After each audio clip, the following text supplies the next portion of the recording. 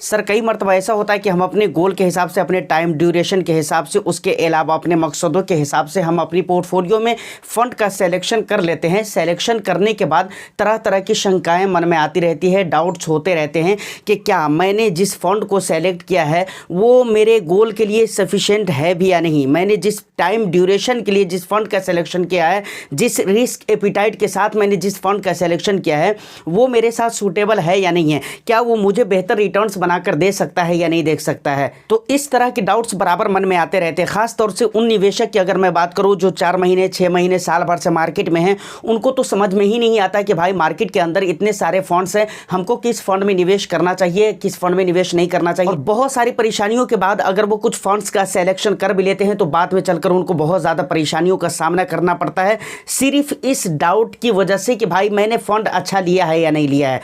तो फाइनली मैं इस वीडियो में आपको यही क्लियर करने वाला हूं कि अगर आपको ये चीज़ आइडेंटिफाई करना हो, अगर आपको ये चीज़ कंफर्म करना हो कि मैंने जिस फंड्स को लिया है वो मेरा कब तक साथ दे सकता है, क्या वो लॉन्ग ड्यूरेशन के लिए जा सकता है या नहीं जा सकता है, क्या वो मेरे रिस्क एपिटाइट के हिसाब से सही है या नहीं है, वो मेरे को रिटर्न्स बनाकर दे सकता है या नहीं दे सकता है, इन तमाम तर सवालों का जवाब अगर आपको चाहिए तो गारंटी के साथ कहता हूं कि ये वीडियो बहुत काम की होने वाली है आपकी। तो दोस्तों एक लाइक ज़रूर कर दे, शेयर कर दे, चैनल को अगर अभी तक आपने सब्सक्राइब नहीं किया है तो चैनल को ज़रूर सब्सक्राइब कर लीजिए। और एक और भी खुशखबरी आप लोगों के लिए खुशखबरी ये है कि देखिए बराबर आप लोग कई सारी बातों को लेकर जो है ना उलझते रहते हैं, कई मरतबा आपको कन्फ्यूज़न होता रहता है, कई मरतबा आप लोग ये कहते हैं कि भाई ऐसा मार्केट हो तो आप मुझे यहाँ पर इन्फॉर्म कर दीजिए, वहाँ पर इन्फॉर्म कर दीजिए, मैं आपको कैसे इन्फॉर्म करूँगा। तो मुझे लगता है कि यूट्यूब के अलावा जो हम लोग बहुत ज़्यादा सेफली कनेक्ट हो सकते हैं वो है टेलीग्राम। तो दोस्तों बी फिनेंसर 1 के नाम से टेलीग्राम का चैनल भी आ चुका है बी फिनेंसर का, तो आप उसको ज़रूर ही ज़रूर बिल्कुल ज़रूरी समझकर आप उसको सब्सक्राइब ज़रूर कर लीजिए। और टेलीग्राम अगर नहीं है तो उसको आप डाउनलोड कीजिए, उसके बाद आप टेलीग्राम चैनल बी फिनेंसर को आप ज्वाइन कीजिए, वहाँ पे तरह तरह के अपडेट मैं आपको देता रहूँगा, समझ रहे, बराबर मैं दिन भर आपसे कनेक्ट रह सकता हूँ वहाँ पर, समझ रहे ना। इसलिए आपको मुझे लगता है कि ज़रूर ही ज्वाइन करना चाहिए, तो ज़रूर कर लीजिए, डिस्क्रिप्शन में लिंक मिल जाएगा। सर डायरेक्ट हम अपने मुद्दे पर आते हैं।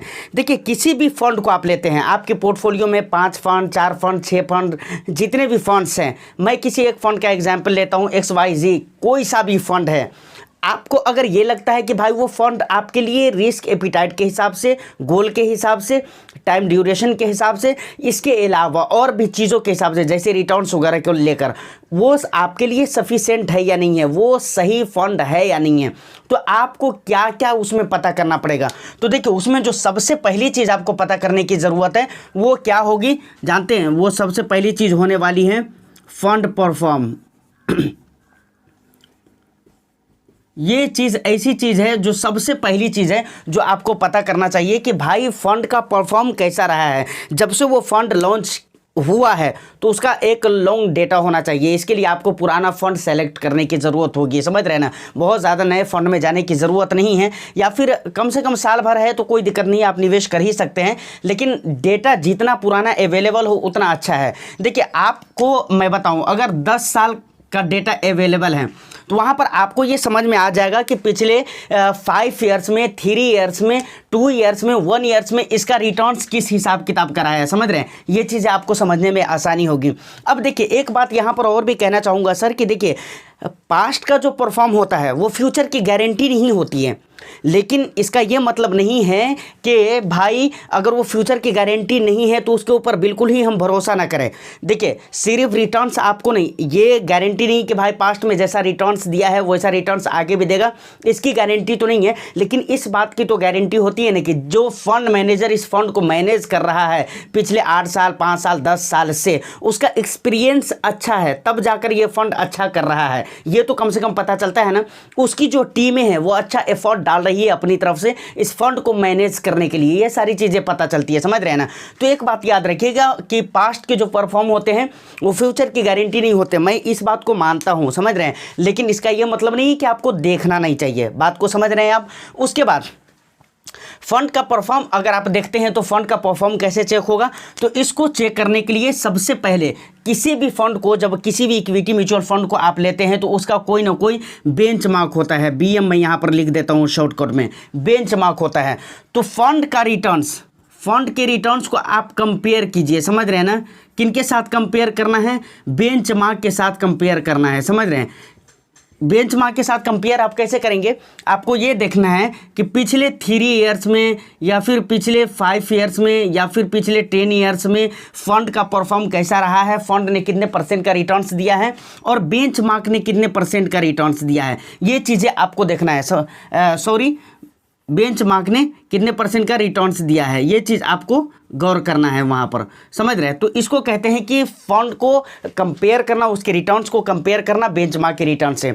लेकिन सिर्फ क्या इसके साथ यानी बेंचमार्क के साथ रिटर्न्स को कंपेयर करने के बाद क्या कहानी ख़त्म हो जाती है? यहाँ पर जिम्मेदारी ख़त्म नहीं होती है सर, बल्कि आपको सेम कैटेगरी के जो और भी फंड्स हैं, समझ रहे हैं, उसको आपको उसके रिटर्न्स के साथ भी कंपेयर करना है। मान कर चलिए कि अगर कोई स्मॉल कैप कैटेगरी का फंड है, स्मॉल कैप कैटेगरी का फंड है, समझ रहे हैं, उसे आप ले रहे हैं, तो उसका जो भी बेंचमार्क होगा उसके बेंचमार्क से आपको कंपेयर करना है। उसके बाद स्मॉल कैप कैटेगरी में यानी सेम कैटेगरी में, ये मतलब स्मॉल कैप कैटेगरी में जो दूसरे फंड्स हैं उन फंड से भी आपको कंपेयर करके देखना है, समझ रहे हैं ना। तो क्या करना है? सेम फंड से भी आपको सेम कैटेगरी के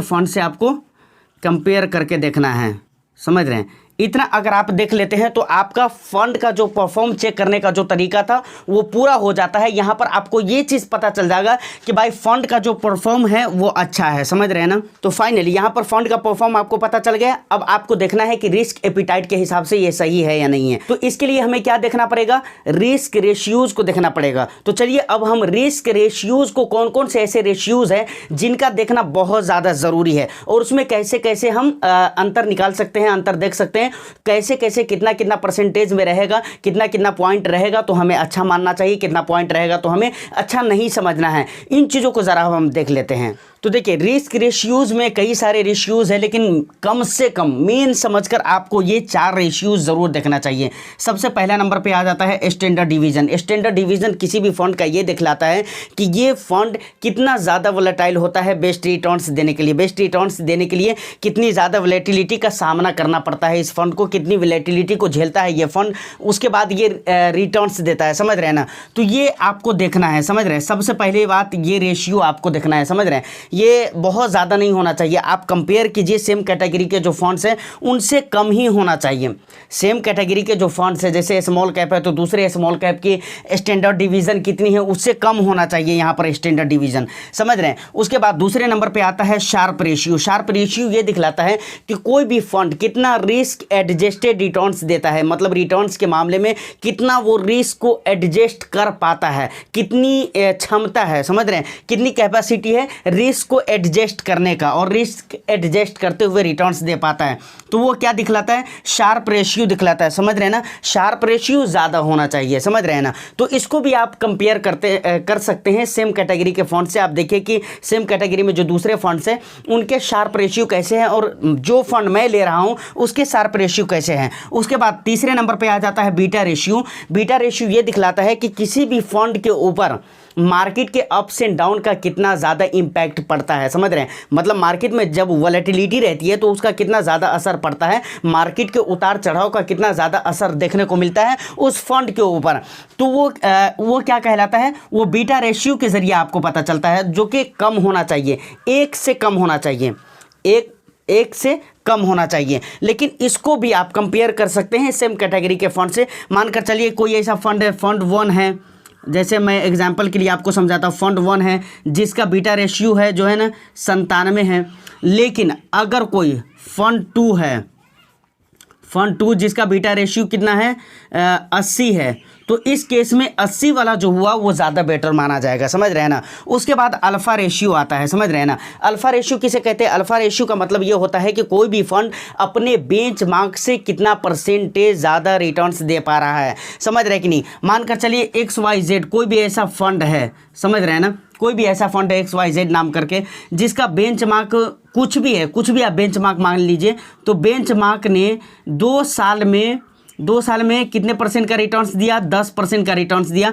और XYZ जो फंड है इसने 2 साल में 15% का रिटर्न्स दिया। तो इस केस में 5 जो है ना इसका अल्फा रेशियो हो जाएगा। कितना हो जाएगा?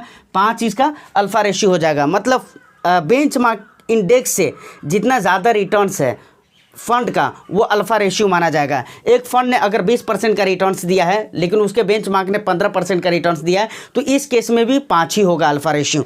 तो ये 4 रेशियोज है जिसको आपको ज़रूर ही देखना चाहिए। तो फाइनली यहाँ तक अगर आप पहुँच चुके हैं, वीडियो अगर आपको अच्छी लगी है तो एक लाइक करके शेयर करिए और चैनल को सब्सक्राइब ज़रूर कर लीजिए। टेलीग्राम का लिंक आपको मिल जाएगा डिस्क्रिप्शन में, उसको भी सब्सक्राइब कर लीजिए। देखिए अब एक बहुत ही मेन बात आती है कि भाई किसी भी फंड का परफॉर्म, अब यहाँ पर एक चलिए परफॉर्म उसके ऊपर हम आ रहे हैं, लेकिन पहले मैं ये बताना चाहूँगा कि कोई भी फंड किस टाइम ड्यूरेशन के लिए है ये कैटेगरी से आपको पता चल जाता है, समझ रहे हैं ना। तो रिस्क आपको यहाँ से पता चल जाएगा, रिस्क रेशियोज को देखने के बाद उसके बाद फंड का परफॉर्म आपको यहाँ पर पता चल जाएगा। तो 2 चीज़ें आपको मेन है जो कि आपको पता चल गया।